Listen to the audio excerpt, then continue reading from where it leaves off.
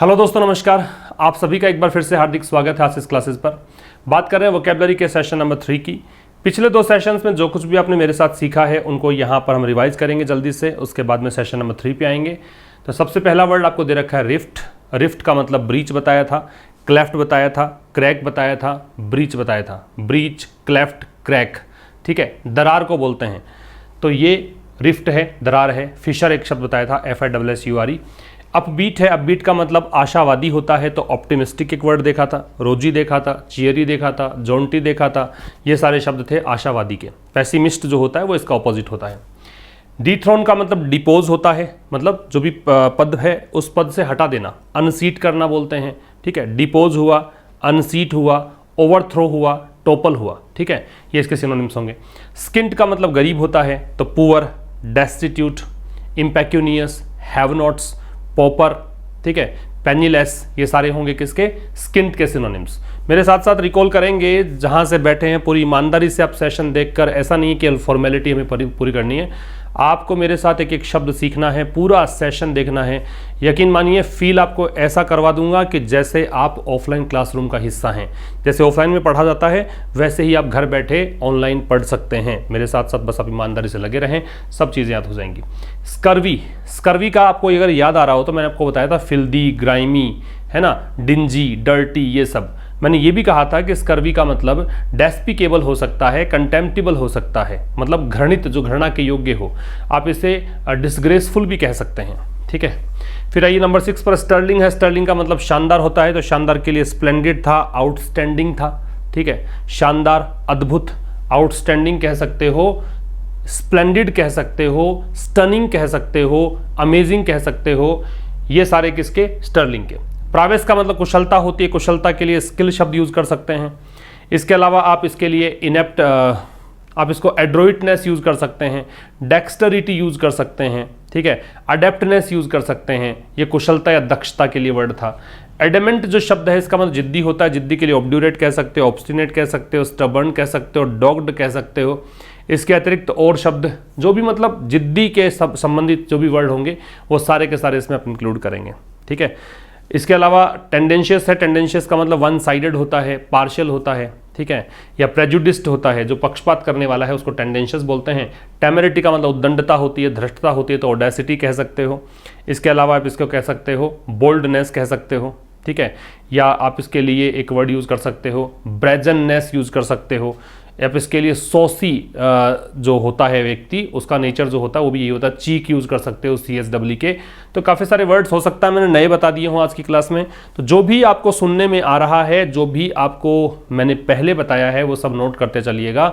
ये हमने रिविजन किया है पिछले शब्दों का। एक बार मैं फिर से लिख देता हूँ। एक एक शब्द अगर देखें इनका, तो रिफ्ट का मतलब दरार था, फिशर। अपबीट का मतलब रोजी है, मतलब ऑप्टिमिस्ट, आशावादी। डीथ्रोन है, इसका मतलब डिपोज है, सिंहासन से या पद से हटाना। स्किंट है, इसका मतलब डेस्टिट्यूट है, गरीब है। स्कर्वी जो शब्द है इसका मतलब होता है जो भी डेस्पिकेबल हो, घृणित हो, कंटेम्प्टिबल हो, डेस्पिकेबल। अगला शब्द है स्टर्लिंग। स्टर्लिंग का शानदार होता है, तो स्प्लेंडिड कहा जा सकता है। प्रावेस है, तो प्रावेस के लिए आप इसका डेक्स्टरिटी यूज कर सकते हैं। शब्द वो यूज करें जो बार बार में आपको याद नहीं हो रहे हैं, डिफिकल्ट वर्ड्स हैं। एडेमेंट के लिए आप ऑब्ड्यूरेट कह सकते हैं, ठीक है, स्टबर्न कह सकते हैं, ऑब्स्टिनेट कह सकते हैं, डॉग्ड कह सकते हैं। इसके अलावा टेंडेंशियस है। टेंडेंशियस के लिए वन साइडेड या पार्शियल कह सकते हो, पक्षपात करने वाला, प्रेजुडिस्ड कहा जा सकता है।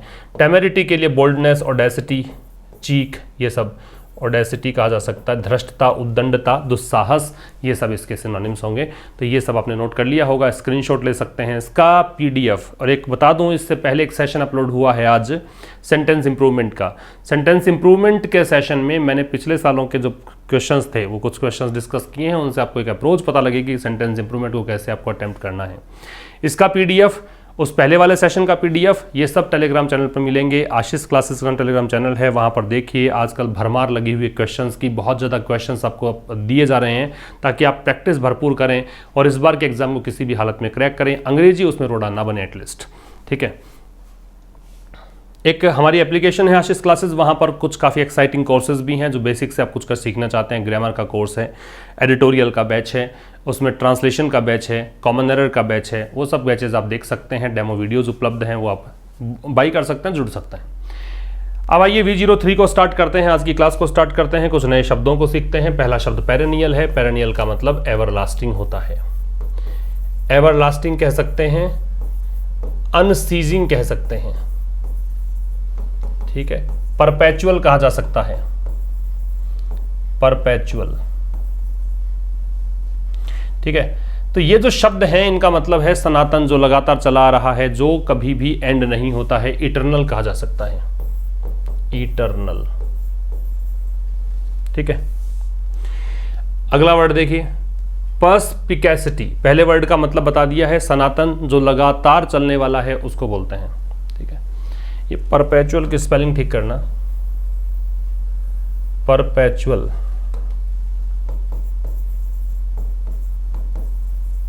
ठीक है। नेक्स्ट वर्ड है पर्स्पिकेसिटी। पर्स्पिकेसिटी के लिए गम्शन वर्ड का यूज कर सकते हैं, या फिर आप इसे श्रूडनेस कह सकते हैं, या फिर इसे एक्यूमन कहा जा सकता है, या सगैसिटी कहा जा सकता है। मतलब बुद्धिमत्ता को कहा जा सकता है। साथ साथ में बोलते चलिए, गम्शन, श्रूडनेस, एक्यूमन, सगैसिटी। बुद्धिमत्ता, तीक्ष्णता, बुद्धि चातुर्य जो है उसको बोलते हैं क्या, पर्स्पिकेसिटी। इसको पर्स्पिकेसिटी पढ़ना है, पर्स्पिकेसिटी। एक्विटी भी कहते हैं इसको, ACUITY, एक्विटी भी कहा जा सकता है, ठीक। अपोजिट क्या पढ़ते हैं, अपोजिट। अपोजिट का मतलब होता है एप्ट, या फिर कह सकते हो एप्रोप्रिएट, या फिर रेलेवेंट कह दीजिए, एप्ट, रेलेवेंट,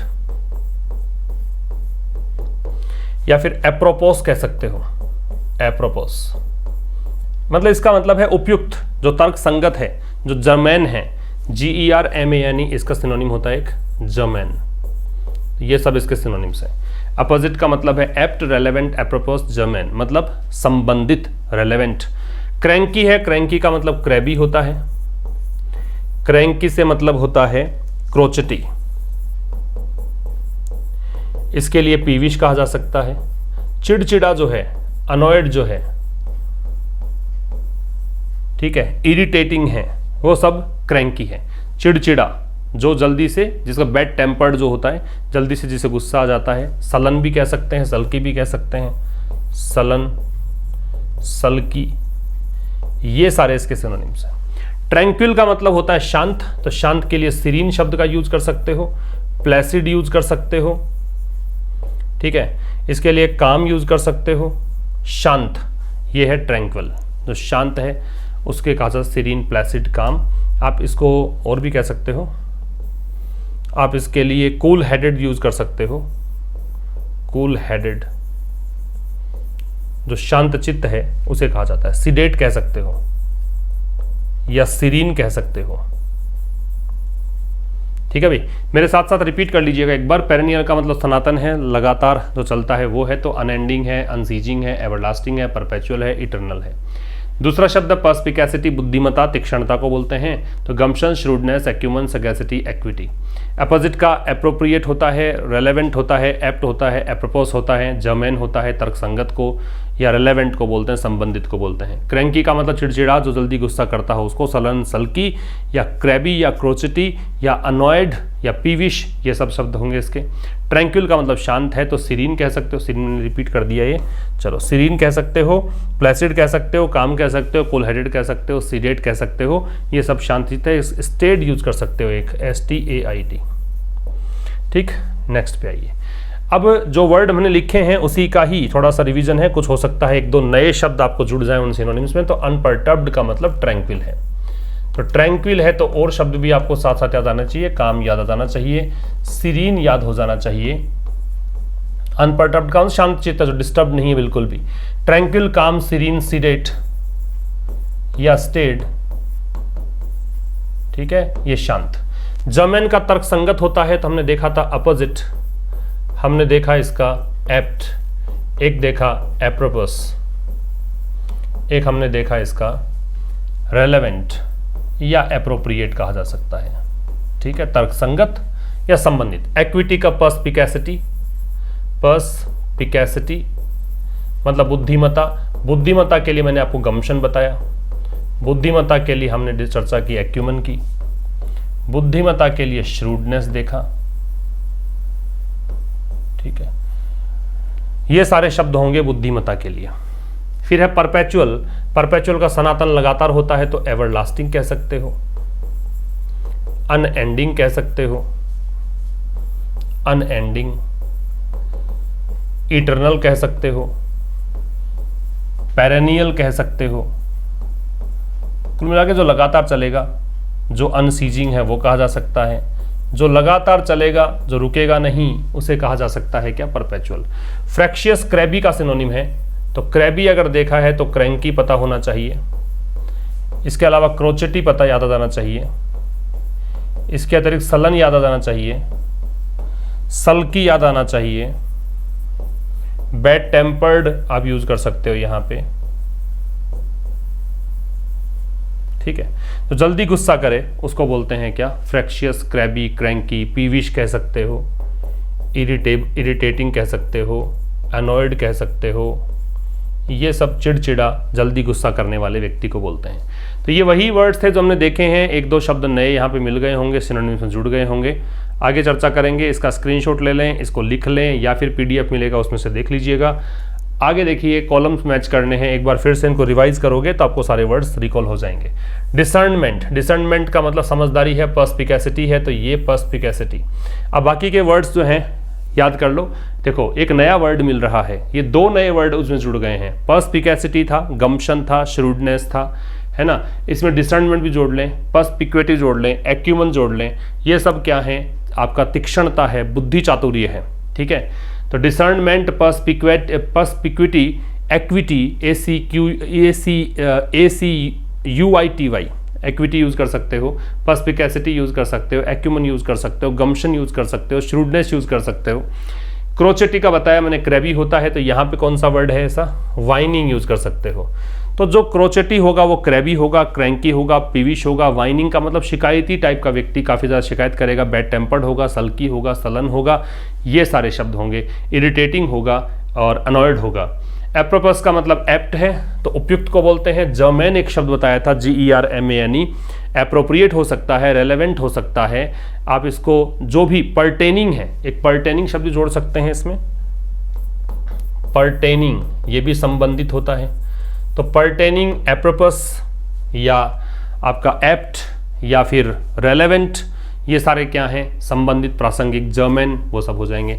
इंसेसेंट, जो रुके नहीं, अनसीजिंग हो, अनसीजिंग हो, तो ये सीजलेस, ठीक है। सीजलेस मान लीजिए, अनसीजिंग की जगह सीजलेस लिख लीजिएगा। अनसीजिंग के स्थान पर ज़्यादा बेहतर वर्ड क्या है, सीजलेस लिख लेना। ये मैंने अनसीजिंग लिखा है कहीं पर, तो इसकी जगह सीजलेस कर लो, ठीक है। ये सही है कि जो सीज ही नहीं होता हो, जो रुकता ही नहीं हो, सीजलेस जोड़ लीजिएगा इसमें, ठीक है। इससे पहले ही मैंने कहीं पर लिखा है अगर, तो उसमें भी सीजलेस जोड़ लें, अनसीजिंग की जगह सीजलेस, सीजलेस जोड़ लीजिए, ठीक है। तो ये हो गया आपका। इसके अतिरिक्त देखिए क्या है, क्वाइसेंट है, क्वाइसेंट के लिए सीरीन। तो जो वर्ड था ट्रैंक्विल, जो वर्ड हो गया सीरीन, कूल हेडेड हो गया, काम हो गया, सीडेट हो गया, स्टेड हो गया, प्लेसिड हो गया। क्वाइसेंट एक नया वर्ड जुड़ गया, तो ये सब शांत चित्त को बोलते हैं, ठीक है। तो रिपीट कर देता हूँ, डिसर्नमेंट का समझदारी है, या फिर सगेसिटी कह सकते हो, पर्स्पिकेसिटी कह सकते हो, पर्स्पिक्विटी कह सकते हो, एक्विटी कह सकते हो, श्रूडनेस कह सकते हो, है ना। एक्यूमन कह सकते हो, गम्शन कह सकते हो। क्रोचेटी का चिड़चिड़ा है तो ग्रम्पी कह सकते हो। ग्रम्पी भी एक वर्ड, देखो अब जैसे जैसे बोलते हैं वैसे वैसे और कुछ वर्ड याद आ जाते हैं, तो ग्रम्पी लिख सकते हो।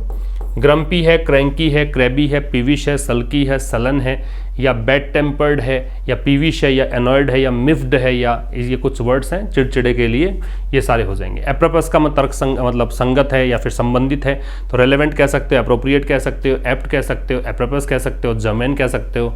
ठीक है, पर्टेनिंग कह सकते हो। इंसेसेंट है, इसका लगातार होता है तो सीजलेस कहा जा सकता है, अनएंडिंग कह सकते हो, एंडलेस कहा जा सकता है, या परपेचुअल कहा जा सकता है, या पेरेनियल कह सकते हो, या इटर्नल कह सकते हो।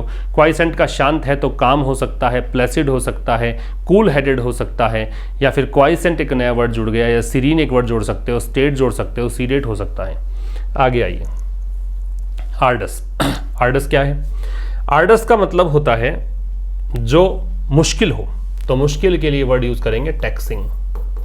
ये नए शब्द हैं अब, टैक्सिंग है, डिफिकल्ट है, या फिर आप इसे स्ट्रेन्यूअस कह सकते हो, स्ट्रेन्यूअस। ठीक है, तो टैक्सिंग, डिफिकल्ट, स्ट्रेन्यूअस, या एग्जैक्टिंग कह सकते हो, एग्जैक्टिंग।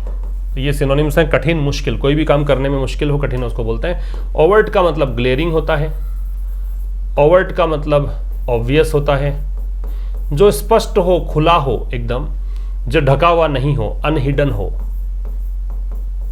ओपन हो, अनकवर्ड हो। ठीक है, ये सारे क्या होंगे? ओवर्ट, खुला। कवर्ड कर दोगे, सी लगा दोगे पहले तो हिडन हो जाएगा, ढका हुआ, कवर्ड। ऑपुलेंट का मतलब वेल्दी होता है, जो धनवान है। वेल्दी के लिए रिच यूज कर सकते हो, प्रोस्परस यूज कर सकते हो, हैव्स यूज कर सकते हो, और इसके लिए एक यूज कर सकते हैं आप मनीड। ये सब इसके सिनोनिम्स होंगे। ऑपुलेंट का wealthy, rich, prosperous, haves, moneyed. Enormous का मतलब ह्यूज होता है, वास्ट होता है, विशाल, वास्ट। ओवरवेलमिंग कह सकते हो, ओवरवेलमिंग। ठीक है, तो ओवरवेलमिंग, विशाल, बहुत बड़ा। इनॉमस, ह्यूज, वास्ट, ओवरवेलमिंग, या फिर आप इसे कह सकते हैं क्या? एलिफेंटाइन कह सकते हो, बहुत बड़ा। ऑब्वियट का हटाना होता है तो रिमूव कर सकते हो। ठीक है, एवर्ट कर सकते हो, हटाना, बचना। एवर्ट है तो स्टाव ऑफ भी कर सकते हो।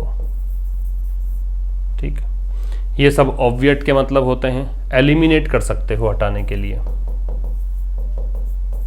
एक बार मेरे साथ फिर से बोलिएगा। आर्डस है तो मुश्किल है, तो डिफिकल्ट है, टैक्सिंग है, स्ट्रेन्यूअस है, एग्जैक्टिंग है।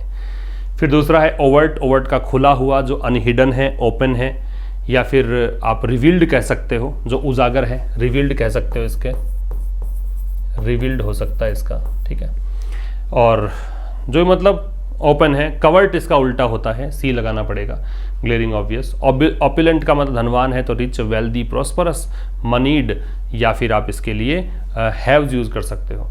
इनॉमस का ह्यूज होता है, वास्ट होता है, या फिर एलिफेंटाइन कह सकते हैं, या फिर ओवरवेलमिंग कह सकते हैं। ऑब्वियट का हटाना है तो रिमूव या एलिमिनेट, या फिर इसका एवर्ट या स्टावो, बचना या टालना भी हो सकता है। ओवरवेलमिंग तो इसके लिए वास्ट या ह्यूज या एलिफेंटाइन या फिर इनॉमस। ठीक है, वही आपको रिपीट करना है, बस बता के रिवीजन हो जाए। मनीड का रिच देखा था, हैव्स था, या फिर इसके लिए आप यूज कर सकते हो वेल्दी, या फिर यूज कर सकते हो प्रोस्परस, या हमने पीछे स्लाइड में देखा था वर्ड ऑप्युलेंट।